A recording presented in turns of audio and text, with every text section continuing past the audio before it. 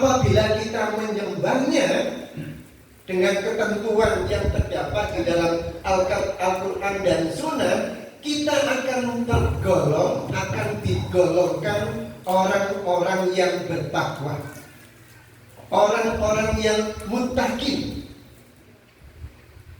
Pada jaminannya, orang yang bertakwa, benar-benar bertakwa, akan mendapatkan kebahagiaan. Baik kebahagiaan di dunia, bahkan kebahagiaan di akhirat yang kekal abadi. Kebahagiaan di akhirat serba tercukupi kebutuhan kita. Suasana damai, ya, suasana sejahtera, baik di keluarga, di organisasi, di lingkungan masyarakat, termasuk di lingkungan kerja. Apabila kita benar-benar bertakwa, akan mendapatkan kebahagiaan.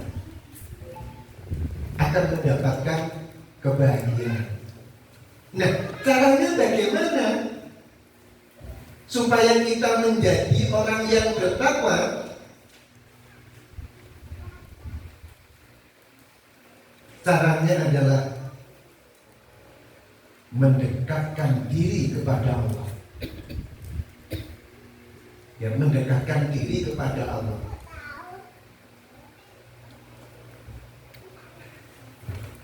Menyembah Allah.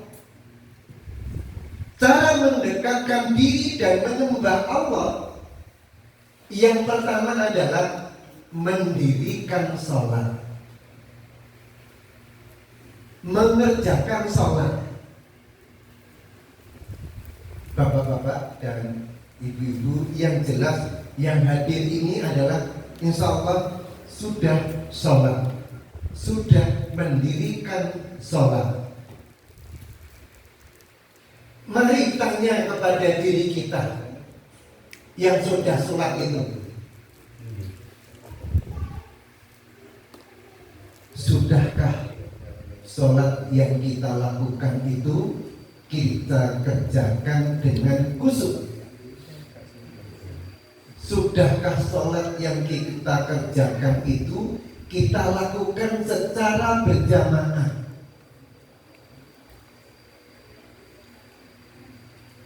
Sudahkah bacaan dalam sholat itu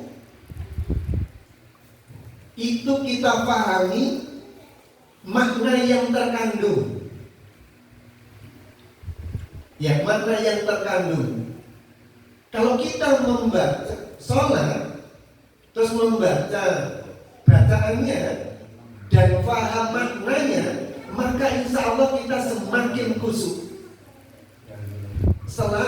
semakin meresapi, karena paham yang dibaca maknanya ini. Dan tidak mungkin di dalam melaksanakan sholat itu akan tergesa-gesa. Karena apa Bapak Ibu? Sholat ini merupakan interaksi kita dengan Allah, interaksi kita dengan yang menciptakan kita, yang bisa membolak-balikkan kita. Karena sholat merupakan interaksi terdekat, bahkan pada waktu sujud itu paling dekat.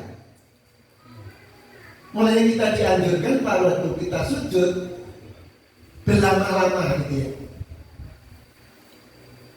Terutama ada sujud yang terakhir. Tapi imam diundang-undang itu, karena kan zamannya orang banyak. Tetapi kalau sujudnya itu diri kita, pada waktu tidak ada bacaan sujud, doa apa yang kira-kira ada prioritas bagi kita? Karena sholat, menurut Pak Amirul beberapa waktu yang lalu, pertama kali yang dihisab itu adalah waktu tiap kita kesana nanti adalah sholat kita. Apa sholat kita? Kalau sholat kita dihisab baik, insya Allah amalan yang lain adalah baik. Dan itu harus kita yakini. Ya. Cara mendekatkan diri kepada Allah, cara menyembah kepada Allah supaya menjadi orang yang bertakwa, mendirikan sholat, mengerjakan sholat.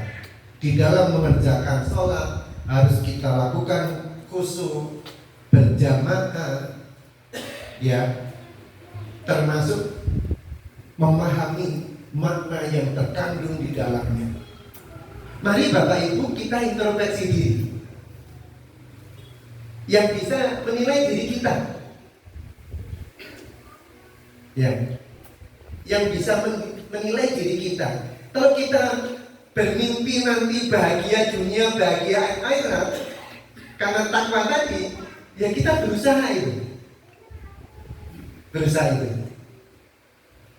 Itu yang pertama. Terus yang kedua, cara mendekatkan diri adalah salah satu kewajiban membayar zakat. Baik zakat mal, mungkin zakat fitrah pada waktu kita setelah Ramadan itu. Jadi kewajiban kita untuk membayar zakat.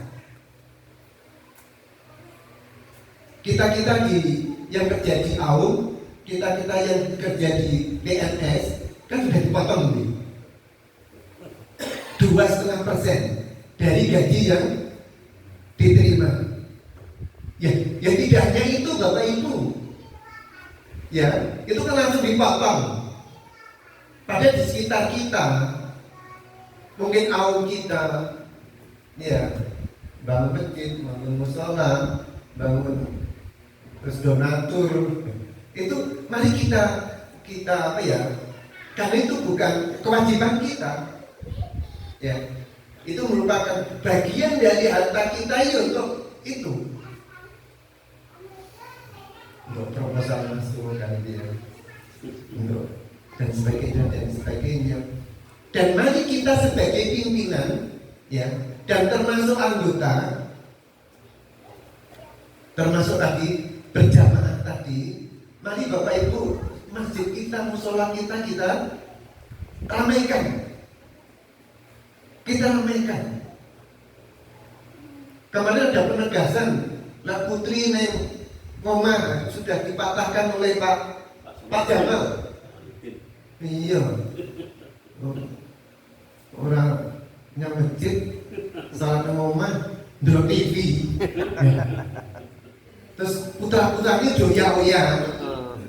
Ya, alangkah baiknya kita suami, istri, anak ya bareng. Insya Allah ganjaran kok lebih toh. Sholat dewe di rumah kalau sholat di masjid ibu-ibu. Gimana Bu? Nggih. Kemarin yang bapak ngejar ibunya, yang ibu ngejar bapaknya, ibunya juga ngejar anaknya. Monggo, masing-masing kita kan dekat dengan masjid. Dekat masjid. Dan mari di awal waktu subuh itu Bapak Ibu, subuh berangkat ke masjid, ke musola, di sana ada kotak Bapak. Berapapun monggo. Adanya 10 lepes ya.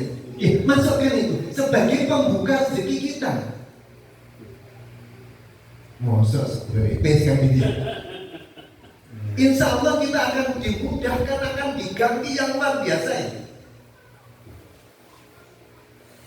Karena sewu. Saja longgar 100, nggak apa-apa, tergantung kita. Tapi kalau 1000 itu katakanlah rutin tiap, itu sebagai pembuka. Satu nanti niteni. Alhamdulillah hidupnya juga itu, dan serba kekurangan itu, dan kadang-kadang di luar dugaan itu mendapatkan lebih banyak dari itu. Cara kita mendekatkan diri kepada Allah, zakat mal, dan sebagainya. Terus yang ketiga adalah puasa. Tadi sudah disinggung oleh Pak Sodikin. Maret kita puasa. Mari kita latihan puasa mulai sekarang. Latih banting, tapi puasa ya lemes nggak mungkin gitu ya. Termasuk tadi disampaikan masnis gitu ya. Ada pemeriksaan. Ya alhamdulillah lolos lagi. Saya dulu bersama dengan Pak Amirul itu adalah satu check up semua. Jantungnya bengkak. Jantung kok bengkak gitu. Harus minta resep ke dokter. Saya diberi obat itu buahnya Pak untuk persiapan di sana. Enggak saya minum. Lah tidak ada keluar dokter gitu aku gak ada apa-apa. Dibagi saya beli. Waktu itu obatnya saja saya ingat saya itu hampir 600 obat tok untuk jantung bengkak. Dan Pak Solikan kan gak ada masalah sehatnya. Nah saya tuh jantung bengkak itu pokoknya minyak ibadah mereka bengkak mempermai. Ternyata tidak saya minum. Alhamdulillah sampai rumah ya nggak mungkin saya minum jadi akhirnya buat. Yang penting Pak kita yakin karena di sana itu ada kita melaksanakan ibadah perintah Allah dan kita melaksanakan yang membuat lancar tidak tertib tidak serahkan kepada sana. Sudah los kita sudah los. Terus kemarin kemudian di PDN itu ada check up setiap tahun ini. Hasilnya masih jantungnya bengkak Pak Narto. Padahal sudah sekian tahun baru kali itu. Pak, coba saya tok di ronsen aja. Akhirnya saya minta di ronsen. Masuk di ronsen ya, ternyata apa? Memang jantungnya itu besar, bukan bengkak.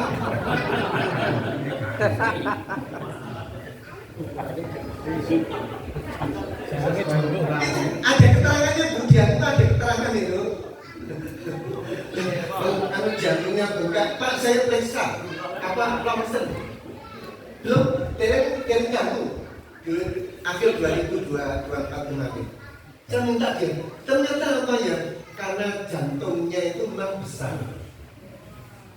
Jadi jantung itu ternyata ada yang besar, ada yang kecil. Tapi yang di jantungnya tak besar. Karena kami tidak ada keluhan gitu. Ya. Itu. Jadi optimis saja karena dokter itu kadang. Tapi gini, tetap kita waspada apa yang disampaikan Pak Dokter. Suruh beli obat kita beli. Selama tidak ada keluhan ya sudah. Ya. Jantungnya tidak ada, kan ada keterangan resmi. Jadi nonton Pak optimis ya, optimis. Kalau kesana itu kemarin Pak ya, ada yang pakai roda ya artinya sehat ya ada. Iya, kita pasrahkan sehat tidak itu karena Allah. Yang penting kita adalah kita melaksanakan perintah Allah. Iya, ya adalah puasa tadi monggo. Dan yang ketiga, yang keempat adalah haji, ya haji yang memiliki kemampuan. Tapi bapak-bapak dan ibu-ibu, siapapun itu, kita harus berniat untuk melaksanakan haji, bukan karena masalah ekonomi bapak ibu. Tapi yang penting ingat, itu karena merupakan kewajiban kita niat. Kita niat itu. Saya tuh punya temen yang bersangkutan belum daftar haji. Dia beliau mengelola sebuah sekolahan. Bukan di sini, bukan di Ponorogo, mengelola sebuah sekolahan dan sekolah itu maju.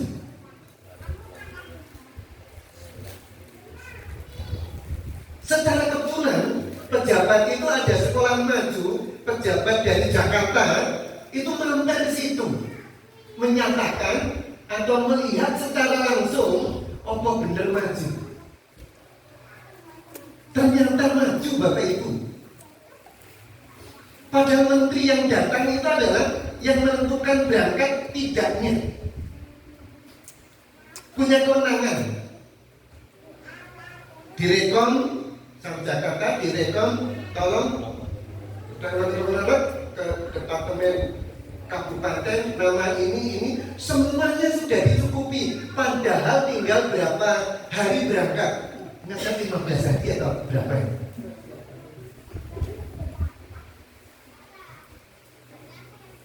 Memang tidak ikut bimbingan lah dari itu. Tapi karena beliau itu kan juga sebagai guru agama ya. Dan seorang, kalau di orang sana itu kan ada kiai ya. Dan mudah untuk menyesuaikan diri. Itu karena ya ndonga nih, karena Pak Awad dia memang mampu masjid, dia sebagai takmir, dia sebagai imamnya dan narasumber segala kaitan dengan agama, tapi juga mengelola sebuah lembaga pendidikan, ya lembaga pendidikan di mana programnya itu beda dengan yang lain dan menarik. Tidak perlu waro-waro ke sana, sudah datang sendiri Pak. Muridnya sudah sekarang nginden. Bosong gitu Pak. Iya. Kalau sebuah lembaga pendidikan seperti itu, guru orang mikir Pak. Ya saya mikir. Muridnya datang sendiri loh. Murid datang sendiri dijalui pikirannya tinggal Pak. Kenapa? Rata-rata ekonominya kan apa? Ekonominya rata-rata apa? Ya, ini jadi cara mendekatkan diri, menyembah supaya kita menjadi orang yang bertakwa. Ada 4 poin itu. Semuanya itu tergantung kita. Kita ingin jadi orang takwa atau tidak. Tapi insya Allah kehadiran kita itu kan dalam rangka untuk tolakul ini, dalam rangka juga menuju ketakwaan itu, ya ketakwaan itu. Jadi ini bapak-bapak yang dan ibu-ibu yang saya hormati, yang terkait dengan surat yang saya bacakan tadi, bahwa kita ini adalah ada yang menciptakan, ya, ada yang menciptakan, terus kita diperintahkan untuk menyembah supaya kita jadi orang yang takwa. Untuk menjadi orang yang bertakwa, yang jelas kita harus mendekatkan diri, menyembah kepada Allah, dan caranya adalah ada 4 poin itu. Ini masih komentar, masih awal Bapak Ibu. Pembukaan komentar, pembukaan. Nanti sampai jam berapa loh? Jam 11 itu. Iya. Iya. Kalau tak buka catatan, itu di luar catatan. Jadi itu di prolog karena terpancing apa yang disampaikan Pak Sodikin tadi, sehingga saya harus belok ke sana. Bapak Ibu yang saya hormati, apa benar nanti sampai jam 11? Bisa kita terima Bapak Ibu? Bahasa kula itu pampuran. Wis ngoten niku. Ngoten nggih? Nggih. Bapak-bapak yang saya hormati, saya tadi membawa catatan. Nah ini sambil tapi aku membuka. Judulnya adalah memperbaiki diri dan keluarga dari aspek ibadah. Memperbaiki diri dan keluarga dari aspek ibadah. Utamanya adalah menumbuhkan keimanan, menumbuhkan ilmu, dan menumbuhkan amal soleh. Amal soleh. Yang pertama, menumbuhkan keimanan. Bagaimana cara kita untuk menumbuhkan keimanan?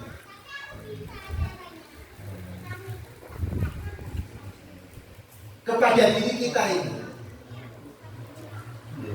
ada 5 poin. Yang pertama,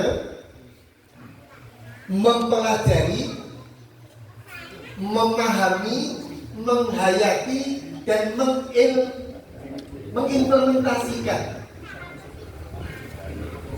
apa yang kita pelajari, apa yang kita pahami, apa yang kita hayati, dan apa yang kita implementasikan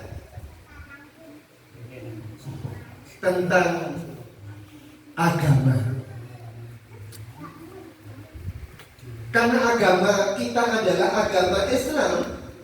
Apa yang kita pelajari ya agama Islam. Sumbernya dari mana? Dari Al-Quran dan As-Sunnah. Sana akan dijelaskan.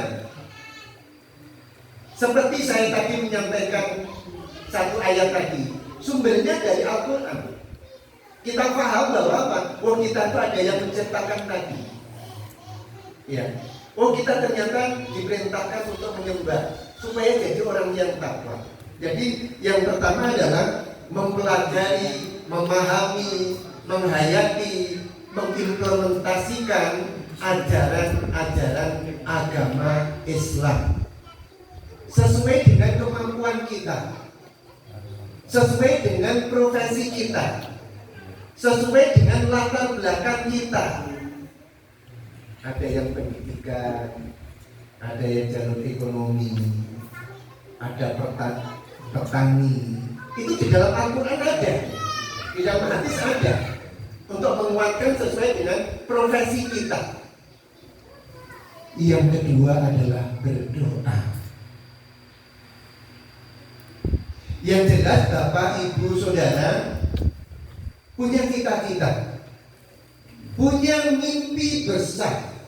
Yang goalnya adalah untuk mendapatkan surganya Allah. Untuk mendapatkan surganya Allah, selain apa yang kita lakukan, hal yang positif, hal-hal yang sesuai dengan tuntunan dalam Al-Quran dan Sunnah,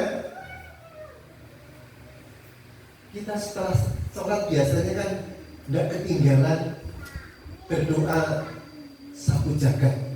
Istilah satu jagat ini bapak-bapak menunggu Rabbana atina fid dunya hasanah wa fil akhirati hasanah wa qina adzabannar. Intinya kan bahagia dunia, bahagia di akhirat. Mari Bapak Ibu, kita berdoa untuk secara global. Mari Bapak Ibu, kita berdoa sesuai dengan masing-masing beda. Isi sekolah, bagaimana supaya anaknya itu lancar. Anaknya sekolah sampai, kuliah sampai, urung duwe, gaya, fokus ke sana. Alhamdulillah sekolah di gaya, urung wayai. Masing-masing kan beda tuh Bapak Ibu di antara kita ini. Iya. Terus dia ini udah punya anak, ya pasti berdoa. Itu peran orang tua juga gitu. Saya terus sudah di rumah itu hanya berdua. Anak saya itu 3. Yang saya 3, yang satu di Jakarta, dia sudah kerja, yang 2 sudah kerja, yang satu masih kuliah semester 7 ini. Di rumah dia, ya situ yang saya ya, hai masa aku berani, masnya beli kalau muluk, memang loh itu bro. Masalah hati ya, betul loh. Oh iya, makan di luar. Anak ini yang ngalor-ngalor gitu. tuku apa wi? Pentol kan tuku jagung bakar. Ilmu emang itu wi. Memang tuh ya, apa bahagia lah itu? Bahagia. Makanya doa itu setahun kita kan punya, punya. Yang belum punya anak, doa.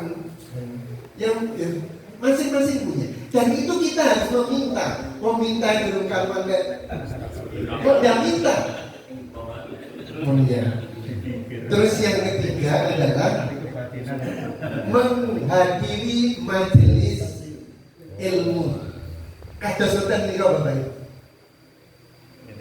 Yang jelas, ya mudah-mudahan apa yang saya sampaikan ada satu titik yang bisa dipahami dan bisa wah kira kenal Pak Narto. Pak Narto itu dengan PDN, Pak Narto itu nengunmu, Pak Narto anak-anaknya empat. Oh, yang disampaikan Pak Narto itu ternyata kita ini adalah ada yang menceritakan. Nanti Bapak Ibu ya, ini bisa dipertahankan, bahkan bisa berkembang. Utamanya generasi muda Bapak Ibu.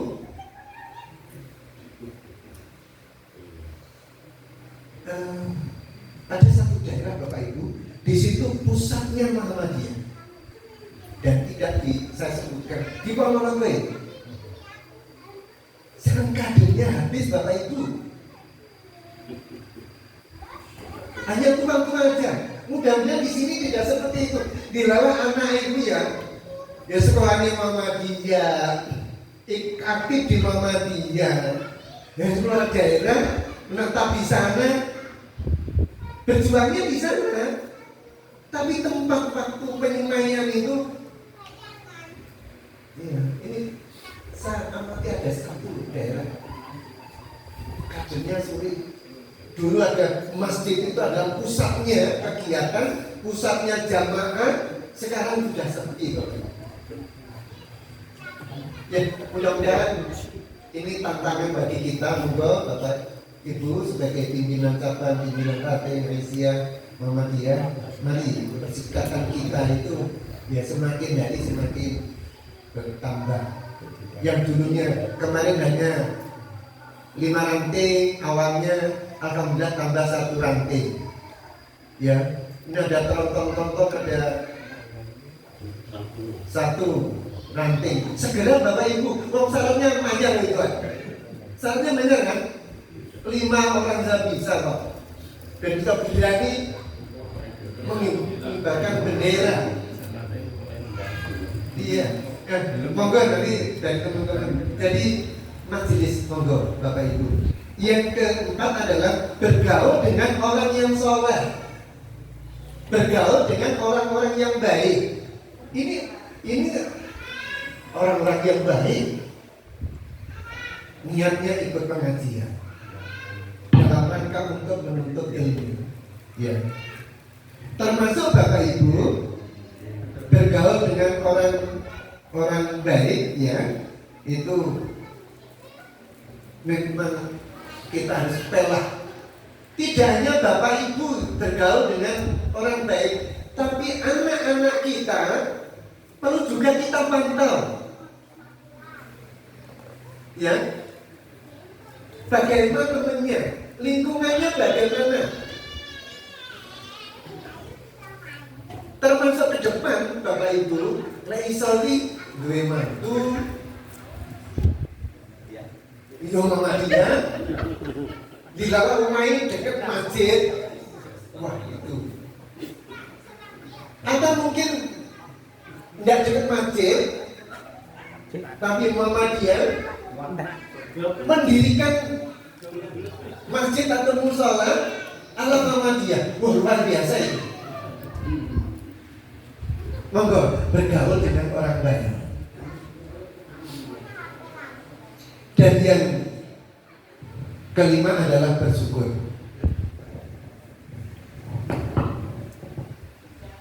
Bersyukur. Yang kelima bersyukur yang terkait dengan cara menumbuhkan keimanan kita. Karena iman kita kadang-kadang naik, kadang-kadang turun. Saya tadi baru saja kelinian dengan Pak Agung. Ada informasi lemes, rasa melaku. Ya. Mari selesai kita berdoa Bapak Ibu ya. Mbah itu ternyata cobaannya juga luar biasa. Kadang itu idola kita. Tapi ternyata idola itu kok yang mancing ya. Cobaan. Makanya itu pelajaran bagi kita Bapak Ibu. Ya, pelajaran bagi kita. Panutan kita ternyata ya itu cobaan. Sampai kayak sopaku Pak. Iya. Mungkin tidak hanya panjenengan, mungkin juga yang lain. Maka termasuk pergaulan tadi ya. Dan alhamdulillah kita merasa bersyukur, kita sehat, kita bisa hadir di ruangan ini. Ada rambutan itu alami loh, itu petikan dari sendiri dan di kota loh. Di kota tidak beli, di sini ini alami. Wah, alami itu wah mengandung kesehatan yang luar biasa. Sekarang yang kedua, yang B, menumbuhkan ilmu. Menumbuhkan ilmu itu ada 4 poin. Yang pertama caranya adalah mempelajari dengan tekun. Apapun yang kita pelajari, tapi pelajari hal-hal yang positif, hal-hal yang membawa dampak positif dan perkembangan kita. Fokus.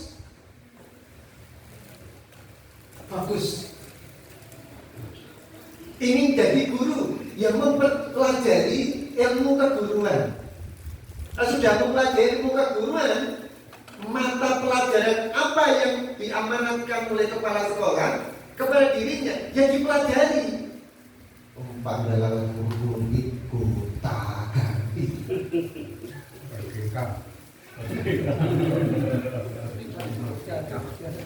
Pakai gonta ganti. Nenek dikit itu orang nenek cuma ini, saking ini. Padahal ini itu tidak sesuai dengan hati nurani kita. Ya kita harus pandai-pandai juga Bapak Ibu. Kalau menyampaikan satu sisi tidak sejalan dengan keyakinan kita, itulah Bapak Ibu. Karena sebuah negara itu yang berputar. Kita harus bijak di dalam melakukan itu.